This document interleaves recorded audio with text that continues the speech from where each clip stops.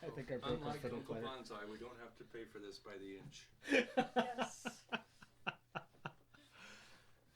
They have a live recording where they mention that.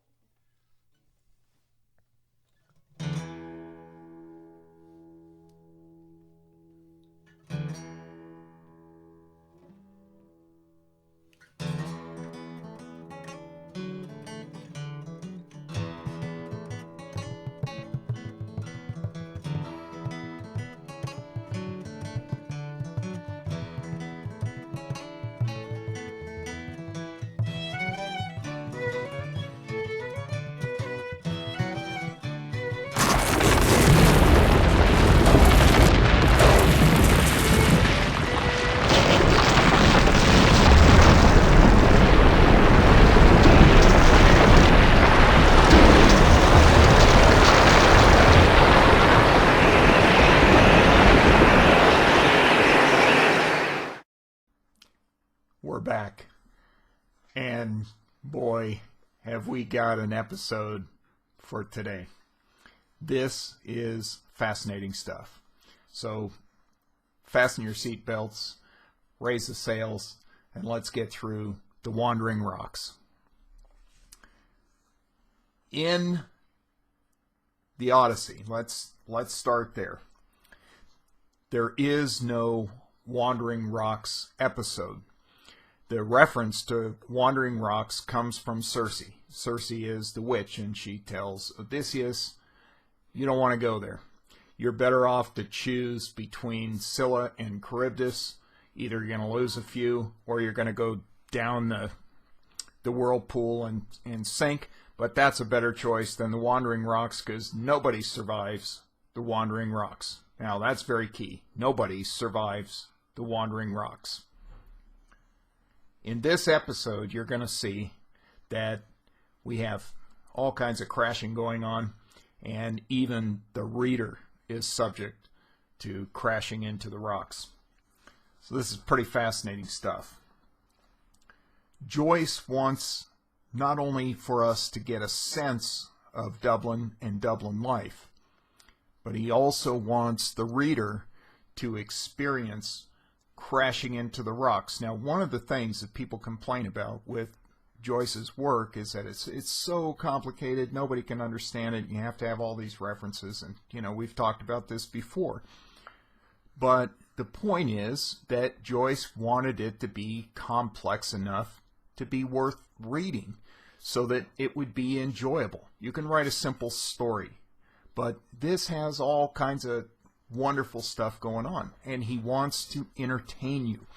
And so rather than see it as this is too hard, see it as, wow, there's all kinds of rides to go on that Joyce has put there for us in this mental amusement park.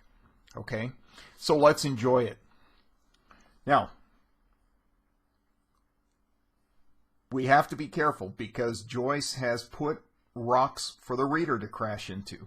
So it's not just the characters have to get through the Wandering Rocks, but you got to be careful too, because he put some there for us. And that's what makes this all so much fun. So let's start with the obvious stuff. Okay, so obviously, as you read Wandering Rocks, the characters themselves are Wandering Rocks. Conmee goes into his walk and he gets on a tram and then he walks through a field and we see him walking around. We see a lot of other characters walking around, so we see this movement. So obviously we have a very simple parallel that's easy to follow. Don't stop there. If you do, you miss 80% of the fun or more. And again, as I say, Joyce put Wandering Rocks there for the characters and for the readers.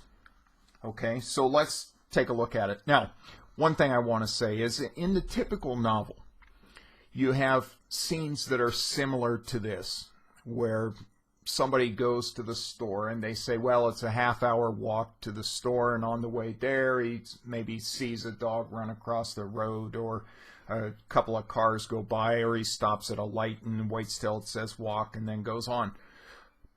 Things are kind of smoothed. They're averaged. It's a half-hour walk to the store, buys a carton of milk, and comes home and makes waffles. that's okay, but that's rather two-dimensional. What Joyce wants to give you is a view from here. This is almost a God's view of Dublin. We see everything. We see what people think. We see what they feel. We see the actions of multiple characters. All this stuff going on in extremely precise detail. So when Joyce says somebody walks down the street, he runs into this other character and he tips his hat and he goes on, then he also tells you what road they're on, what shop they pass by, and then later on another character meets one of these former characters from the last hat tipping, and you can actually plot these out on an old map of Dublin and see that this was done with great accuracy. Joyce had people walk these things and time it and be able to get back to him so that he could coordinate all this stuff.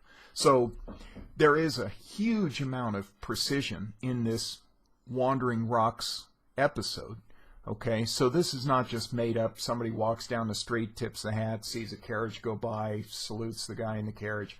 There's a lot more detail than that. It's crazy levels of precision here. So don't overlook that. It's part of the brilliance of the book. Okay? Now, there are some things that are there to trap us and trip us up. There is constant reference to the little piece of paper floating down the Liffey with Elijah is coming, and it goes past a certain place, and then it goes a little farther down the river, and Elijah is coming. We'll have more on that shortly. But all of this action that's going on, all of this stuff, can be plotted with great accuracy, except for a few things which are put there intentionally wrong. Okay? We even have in this episode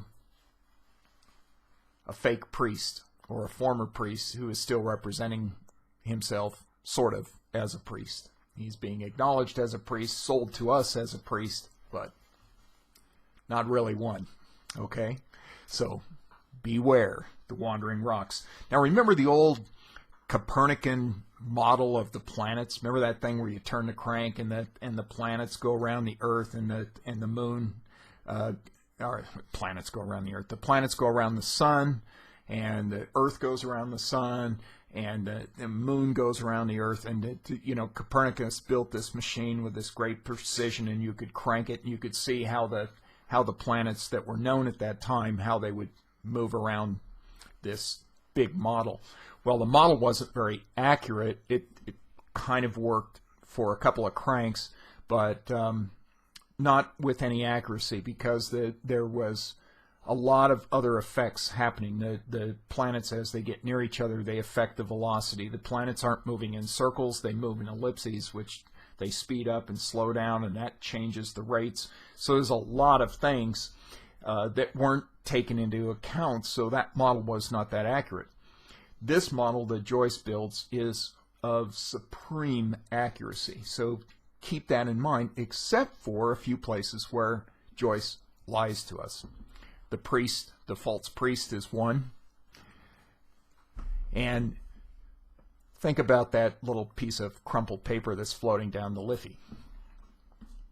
We have some other things in there too that I want to talk about. Now, let's get in it here. I had to make notes on this because there is so much there. This seems like one of the easiest episodes, and it really is one of the most dynamic. I don't want to say hard or complex. It's just dynamic. There's just so much there. So let's look a little closer at these Wandering Rocks. Now, to start out, you get the idea that all these people are moving and there's great precision. I already said that. But let's look at the two big rocks. The two big rocks in this episode are Father Conmee and the Viceroy of Ireland. Now, the Viceroy is the governor of Ireland, is the representative of the British government. He's there from England to oversee the Irish government. All right, so we have the two big rocks are the two big usurpers that we talked about way back at the beginning. That's the church is the usurper and oppressor, and the government of England is the usurper. And if you notice how this episode is structured, we have beginning with Conmee, and we have the Viceroy in his carriage as he travels through Dublin on his way to a charity bazaar. It's a fundraiser for the hospital. All right, so those are the big rocks that everybody's crashing on. Okay, so we see Conmee. Now, let's talk a little bit about Conmee. Conmee is our representative of the big rock of the church. That's where many crashes are going to happen. Now, Conmee is on his way to Artane. That's the boys' school home where he's trying to get the Dignam kid in, and he's going to go there and try to see if they have a place and try to talk them into it. Okay, so he's on this charitable mission. Now, on his way, first of all, he's late because he was speaking with a woman who is the wife of MP. So that tells us his priorities, right? Somebody that's more important, takes his time, and he's thus late for this meeting. But he's in no hurry to get there. You can tell from his pace, and he's reading his prayer book, and he's thinking all these wonderful thoughts about himself, basically, and how he's a good guy, and his rule is soft. He's not a hardcore, tough priest, doesn't beat the kids. And he thinks about what a great guy he is, how wonderful the church is, and how great life is. And yet he's in a field. You know, it ends with him in the field with the grass tickling his feet. You know, he's not on the street in reality. So make note of that and pay attention to his walk and how he interacts with things and the stuff he sees. He's not there. The other thing is, he's doing no good.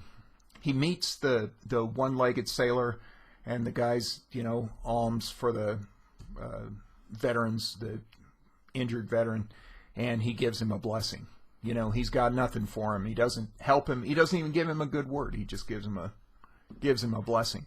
And that's it. Vamonos nabiscos, as we used to jokingly say. So he doesn't do anybody any good. And then he runs into Mrs. McGinnis, and he talks about her regal carriage. Now, that's not the thing pulled by a horse. We're talking about how she carries herself in a regal manner, and she has this great posture, and apparently she has a big head, because the Daedalus kids later talk about the woman with the fat face. So she has a big head, and he admires her regal look and her regal carriage, and her large head gives her a greater stature and appearance. So he's impressed by her. And yet we find out later that the starving kids that bring the boots to her, trying to pawn these boots so they can get some money for food, she won't take them. She does them no good, right? So here's Conmee, who admires this woman, and a pawnbroker no less, he says. And so he's impressed with her success, even though she's a mere pawnbroker. And yet, what good is she doing? We also see the Viceroy traveling around, but he doesn't really accomplish anything either. And we see the police are basically walking around shooting the breeze. They're not doing much. So the authority is accomplishing really nothing. The cops shooting the breeze, the Viceroy's driving around. Now, granted, he's on his way to a charity bazaar, but it's not something he's doing. He's just appearing there. The Father Conmee is on a mission to do some good, but he never gets there, okay? And it's not that he ever turns back, but he just never arrives. He makes this big wandering in the episode, but he never gets there. He never accomplishes anything, despite all these characters that he runs into. Now, those are the big rocks. We see Stephen, there's this little mini episode in there in Italian. Now, this is something that Joyce does that really irritates people, because unless you speak Italian, you have to kind of figure out what's going on. Well, I'll tell you what's going on. This guy, Artifoni, what a name. I mean, for a voice teacher, Artifoni, I mean, it can't be any better than that, right?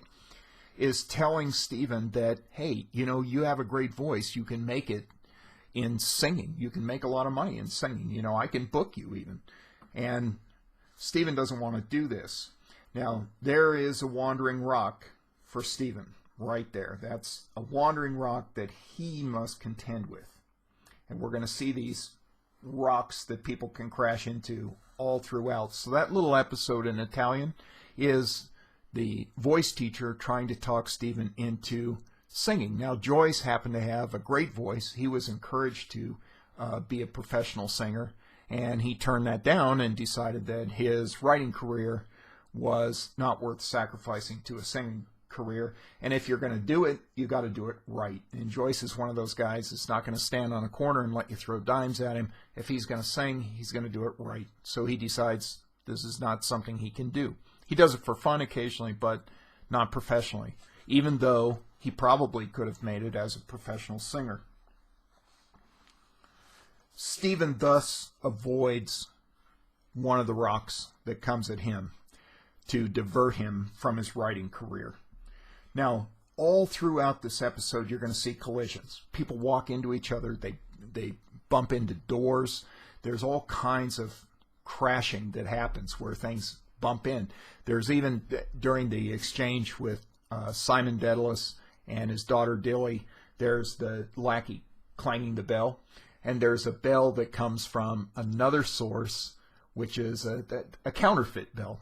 So we have all throughout this episode where things conflict. Simon's trying to talk, the bell is going. He's crashing, you know, he finally tells the guy to just shut the hell up so I can talk for a minute. And then there's another clang, but it doesn't come from him, it comes from another source. So there's a lot of confusion in there.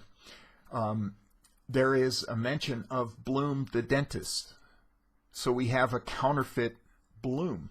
It's not our Bloom, it's a different Bloom, no relation. So there's confusion in this episode, which makes it fun because we have to separate the real stuff from the not real stuff and the crashes, which makes it pretty interesting. Now, as Conmee walks, one of the things he thinks about is that terrible disaster in America.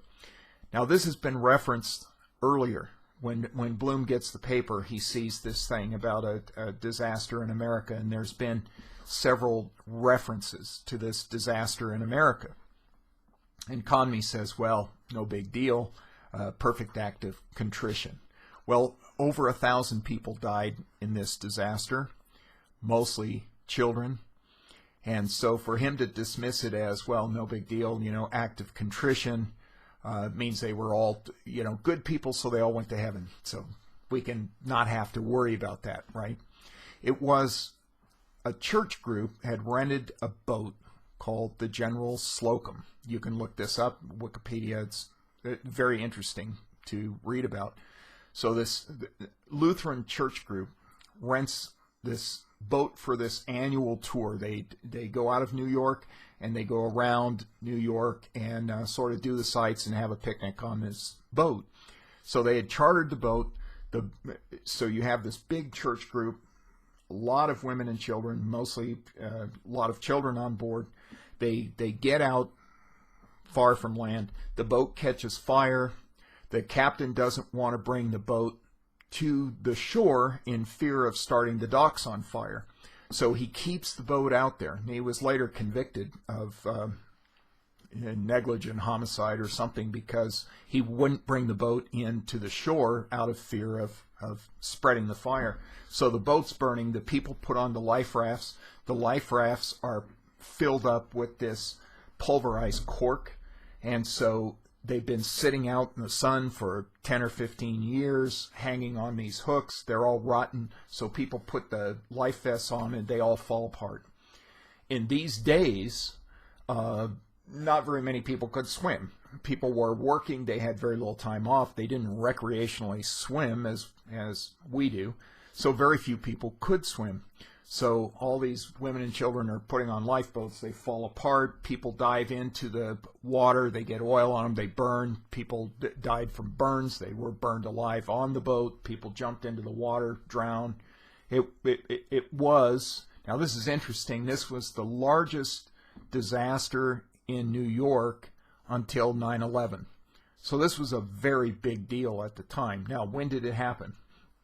It happened on the day before Bloomsday. It happened literally, truly, honestly, on June 15th, 1904.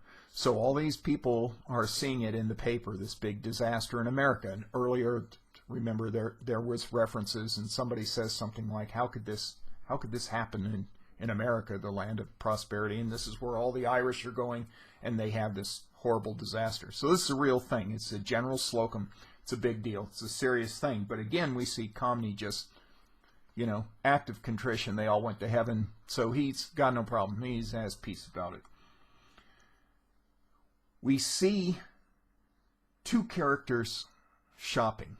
Okay, we see Boylan is buying a basket of fruit for Molly, and we see Bloom looking through a book cart for a book for Molly. Now remember, this morning she said, oh, get me another, and he said, okay, I'll try to find you something. And he knows what she likes. If Molly was around today, she would love 40 Shades of Grey. That's kind of her speed. And so he's looking for something in that sort of romantic, soft-core type category. And he picks up a book that's Sweet Sin or something like that, and he reads a little bit of it, and it's sort of, he imagines himself in the role of Raoul with Molly's attention coming to him. So it just the feelings that it arouses in him is he thinks, well, this is the kind of thing she would like. Boylan, on the other hand, is getting this fruit basket, and he grabs a bottle of wine, and he says, put that on the bottom, slip that in, and then he gets the ripe fruit. And you get this sense of the luscious, ripe, round fruit. Boylan he's not buying this stuff for Molly. This is not with her in mind. He's going to seduce her. She knows it. It's planned. I mean, this is not a big surprise. But this is for him. This is to add to his own pleasure, and the bottle of wine is, certainly going to augment that. And as he's gathering this stuff up, and the girl is writing it up and preparing to, charge him. I say ring it up, but I don't think they had ring. She's getting ready to collect the money. He's looking down her shirt as she bends over to write the stuff. He's ogling her. So Boylan is certainly not thinking of Molly as he gathers up these things for the basket. It's not like, gee, I wonder what she would like. His not a thought. Bloom, on the other hand, he knows what's going on. He knows she's meeting with Boylan. And what's he doing? He's looking for what she would like. He's thinking of her. We have big dichotomy in these two characters here. Now, interestingly, Boylan, when he's in the shop, he asks to use the phone, and he calls his office. And when he calls his office, he gets his secretary, and she has plans to go out with her friends tonight. She wants to leave at 6, and she's supposed to work till 7, and she asks him about that, can I leave at 6? And she thinks if he doesn't get back, she can go, and she mentions that to him. Now, what's interesting there is just as the phone rings, she's thinking, is he in love with Marion? Now, Marion, Mrs. Marion Bloom. Remember the letter from the beginning? Okay, that's Molly's name is Marion Bloom. Marion Tweedy, she was.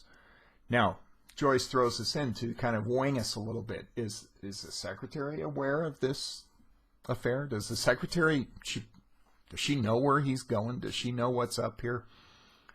Probably not, but we have this remarkable coincidence, and it's one of the rocks thrown at you. She's reading a book by a guy, Wilkie, called The Woman in White.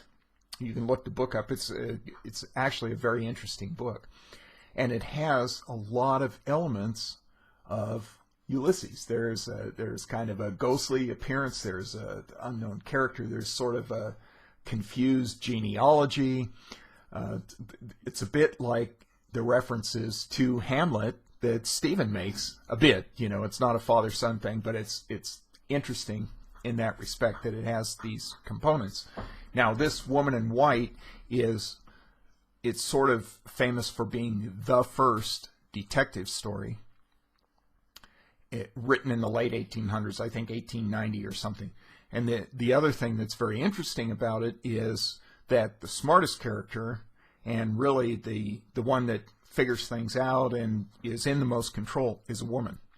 So you have the first detective story and the first real novel that has the woman in a more manly role. She's independent thinking.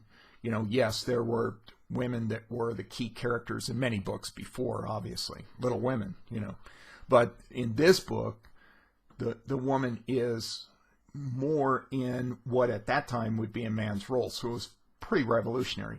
And she's reading this, and she doesn't really get it. She doesn't get what Wilkie is doing. And she wonders, is he in love with Marion? And then the phone rings, and she picks it up. She doesn't really understand. She wants a romance novel. She says, "Gee, I could have got something else, and I wish I'd gotten a different book than this." She's not following it, which is kind of Joyce telling you that if you're having a little difficulty up to this point, don't worry about it. Okay, that books can be that way sometimes, and it's interesting the way he just reaches in and talks to us. So we have that confusion. It's another wandering rock for us to crash on. And she's not thinking about, is Boylan in love with Marion Bloom? She's thinking about this book with the Marion character. We have a scene with McCoy and Lenehan, and they're talking about, they see Bloom looking through the book cart, and McCoy says, "Yeah, he's a real guy for a sale. I saw him once buy a book on astronomy. He gets an astronomy book." And then Lenehan says, "Oh, I got to tell you this story about this. We were at this event, a really nice, posh event, a lot of food and drink. He calls it a boiled shirt affair, a real boiled shirt affair, which means you got to wear your best stuff and they got to be clean." Keep in mind that reference on the boiled shirt, because that's important. We have a lot of things that pair up in this episode with Crashing Rocks, okay? So this boiled shirt affair, there's another reference there that comes up. Fascinating. So he says that they've been to this thing, they've been drinking all day, they had plenty to eat, they had another midnight supper, and then they're in the carriage coming back to town. It's about a half hour outside of Dublin.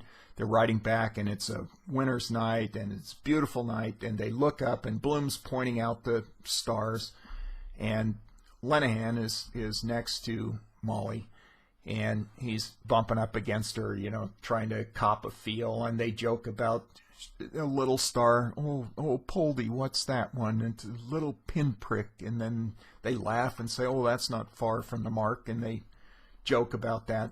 And Bloom is the butt of the joke of this story. Now, things have been slowly shifting here. We're seeing Bloom. Now, McCoy stops for a moment and thinks, there's a touch of the artist in old Bloom. It gives him pause. They joke about him, but then he thinks, he's not a bad guy. Up to now, we know he's loaned a lot of people money, and he doesn't have money. Bloom works. He makes some money because he works, but he doesn't have a lot of money. He's loaned a lot of people money because we see references where he bumps into people and tries to collect, and they pretend like they don't remember. So he's there for that. We see in this very episode that he plunked down 5 shillings on the Dignam kids to help them out. So they try to take a little collection up so the kids can eat. And he pledged 5 shillings. And then they're amazed because he actually put it down. It's like the other ones just pledge it but probably never do it. And Bloom actually gave the money. So we see this stuff that Bloom does, and it's beginning to register. And McCoy thinks about this, and he says, you know, it's a bit of the artist in old Bloom. And we have to be touched by that, in my opinion. I think that's so important, as well as all these other things we see about old Bloom. Now, there's more crashing. There's a very painful scene where Dilly runs into Simon Dedalus, and she asks him for money, for food. And he tells her to stand up straight, you know, to correct your posture. And he grabs her by the shoulders and tells her to stand up straight. And she says, come on, give us some money, you know. And he says, I don't have any money. And she said, no, you got some money. I know you have some money. And he actually calls his kids a pack of little bitches, which is miserable. And he says, you wouldn't even care if I died, if I was laid out, you know, dead. And she says, come on, give us something for food. I know you have some money. And then he says, no, I got a little money. I got a couple of shillings from Jack Power for a shave. And he reaches in his pocket, and it says he's uncomfortable, I believe, or nervously reaching in his pocket. And he gets some coins out, and he gives it to her, and he says, there, that's all I got. And she says, no, you have more than that. He gets a couple of pennies, and he says, go get a bun and a glass of milk or something. And it's like, get out of here. And she goes. And he has money because he spends the rest of the day drinking and boozing and wandering the streets. He continues his wandering. Now, there's something we want to think about. She goes down, she buys this French book for a penny. And then she runs into Stephen. And Stephen sees her, and he looks at her, and she's pathetic looking. And he looks at the book, and it's a French book. And he doesn't want to embarrass her and say, well, you're not going to read it. And she's kind of embarrassed, and she tucks it away. And then she shows it to him, and she says, is it any good? And he says, it's okay. And he doesn't want to be critical. And then he looks at her, and he says, she's drowning. She's drowning. And he sees her hair as seaweed wrapped around her neck, pulling her down. She's drowning. Now, this is a pretty pathetic scene. And he asks about his books. And she says, yeah, they had to pawn some, for food. And, and that's pretty much it. And off she goes. Now, something that might not have occurred to you. We tend to think about this book and the, good guys and bad guys. Boylan, obviously, as distasteful. And Simon, calls his kid a pack of little bitches, and he doesn't give them money to eat. He's out drinking, and he's not there taking care of the kids. And the kids at home, it's, our Father who art not in heaven. Think about what Stephen does. What does he do for Dilly? His siblings are literally starving. And he sees that. And he knows it. And he recognizes it. What's that word he uses? Augenbite, I think it is. It means remorse. And he has remorse. But it's a kind of remorse like when you see an accident on the road, you want to look away. It's like you don't want to look at it. And that's the way he feels about Dilly. And they have this little exchange, and she goes, and he goes on his way. But think about this for a minute. Today's payday. He's been paid. He's got £4 in his pocket. Now, he might have spent some. He's probably had a couple of drinks, or he had lunch. But he's flush. He's got money. I mean, we're not talking a couple of shillings.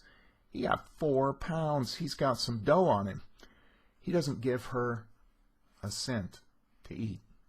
And even though he says that he has this remorse and that he can barely look at her, It does nothing for her. And this tells us a lot about the character of Stephen. This is why I believe that the book is not about Stephen in a quest for a father or Bloom in a quest for a son. This is about immaturity blooming to maturity. Remember what I said in the previous chapter about the boy in Act 1 is the mature man in Act 5. This is about blooming. And Bloom is going to develop and become stronger. And Stephen, I believe, is going to become insignificant. So again, just to put this all together, Boylan's shopping. He asks him to deliver it, and he says it's for an invalid, which is interesting because we have the invalid is walking down the street, the one-legged sailor. Molly hears the call, for England. She opens a window and she throws a coin out the window. That the charity covers a multitude of sins. I think there's a little guilt there on her part, so she throws the coin out the window, and the kids get it, and they give it to him. So we see how these characters are moving, wandering, and yet tied together. And then Boylan says, yeah, can you deliver this? And she says, write the address. And he says, yeah, it's for an invalid. He doesn't say, well, I'm going to visit friends or anything. It's interesting because he wants to be seen as a good guy. He's doing this for an invalid. So he's lying. There's a lot of lies in this episode. And as I mentioned before, some of the lies, we have the fake priest in Bob Cowley that comes near the end. Two Blooms. We have a lot of problems in this episode to watch out for. Now, one thing I want to cover here is this bit with the throwaway. We get references throughout of Elijah's coming, and it floats down the river. Now, we remember earlier, Bloom took the thing and he wadded it up and threw it over the bridge to see if the seagulls would go for it, and it floated and they weren't fooled by it. Elijah is coming, and it floats. Now, it's been 2 hours, more or less. It's about 4 o'clock now. Bloom threw that out, sometime between 1 and 2 o'clock. It's been at least 2 hours. And this thing is still, we're at the mouth of the sea, and it's still floating by. Now, this is kind of interesting. People, the literati have studied this. They've thrown things in the river at that place, timed it, see how long does it take to reach the sea. And under virtually no circumstance would this be the same piece that Bloom threw over the bridge. Okay? And they theorized that, well, it could have got stuck on something. It could have got stuck on a boat, or it could have got stuck on a piling or something, a rock. A rock. Could have got hung up somewhere and then broke loose, and then it's continuing on. But there's no reference to that. There's no reference to this crushed up piece of paper hitting anything, stopping. There's no reference to that. Joyce, in his infinite accuracy, probably would have made some reference, and he doesn't. This is probably a counterfeit. This is probably, where this guy is passing these things out. Elijah is coming for this preacher Dowie from America. Anytime you see that going on, you look on the ground, they're all over the place. Bloom is probably not the only one to throw one of those over the bridge. So we're duped into thinking that this piece of paper, Elijah is coming, is not the one that Bloom threw. Now, you can read a lot into that. What does that mean? False piece of paper. Elijah is coming. False prophet. There's a lot of falsehoods in this episode. A lot. Okay? Now, here we have an episode that's seemingly simple. Wandering rocks, right? People will say, well, finally, there's one I can understand. You got all these people wandering around, accomplishing next to nothing, and that's the wandering rocks. Easy. Move on.